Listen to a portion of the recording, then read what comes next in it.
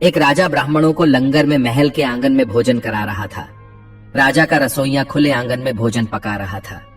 उसी समय एक चील अपने पंजे में एक जिंदा सांप को लेकर राजा के महल के ऊपर से गुजरी।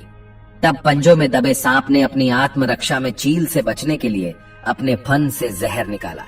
तब रसोइया जो लंगर ब्राह्मणों के लिए पका रहा था, उस लंगर में सांप के मुख से निकली जहर की कुछ बूंदें खाने में गिर गईं। किसी को कुछ पता नहीं चला। फलस्वरूप वह ब्राह्मण जो भोजन करने आए थे, उन सबकी जहरीला खाना खाते ही मौत हो गई। अब जब राजा को सारे ब्राह्मणों की मृत्यु का पता चला तो ब्रह्म हत्या होने से उसे बहुत दुख हुआ। ऐसे में अब ऊपर बैठे यमराज के लिए भी यह फैसला लेना मुश्किल हो गया कि इस पाप कर्म का फल किसके खाते में जाएगा।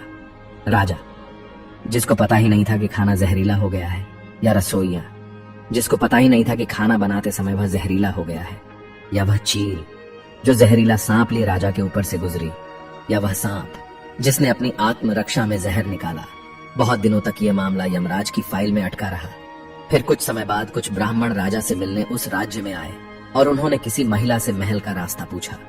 उस महिला ने महल का रास्ता तो बता दिया, पर रास्ता बताने के साथ साथ ब्राह्मणों से यह भी कह दिया कि देखो भाई, जरा ध्यान रखना, वह राजा आप जैसे ब्राह्मणों को खाने में जहर देकर मार देता है। बस जैसे ही उस महिला ने ये शब्द कहे, उसी समय यमराज ने फैसला ले लिया कि उन मृत ब्राह्मणों की मृत्यु के पाप का फल इस महिला के खाते में जाएगा और इसे उस पाप का फल भुगतना होगा। यमराज के दूतों ने पूछा, प्रभु ऐसा क्यों, जबकि उन मृत ब्राह्मणों की हत्या में उस महिला की कोई भूमिका भी नहीं थी।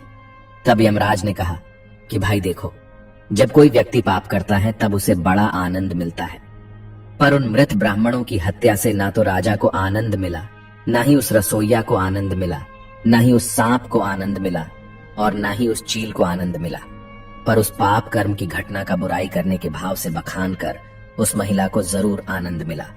इसलिए राजा के उस अनजाने पाप कर्म का फल अब इस महिला के खाते में जाएगा।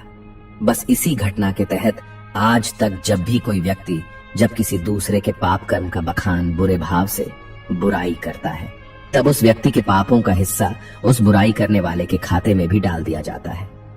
अक्सर हम जीवन में सोचते हैं कि हमने जीवन में ऐसा कोई पाप नहीं किया, फिर भी हमारे जीवन में इतना कष्ट क्यों आया।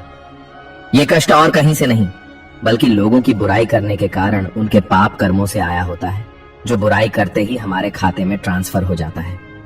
इसलिए आज से ही संकल्प कर ले कि किसी के भी और किसी भी पाप कर्म का बखान बुरे भाव से कभी नहीं करना, यानी किसी की भी बुराई या चुगली कभी नहीं करनी है। लेकिन यदि फिर भी हम ऐसा करते हैं तो हमें ही इसका फल आज नहीं तो कल जरूर भुगतना ही पड़ेगा। दोस्तों, मैं प्रतिदिन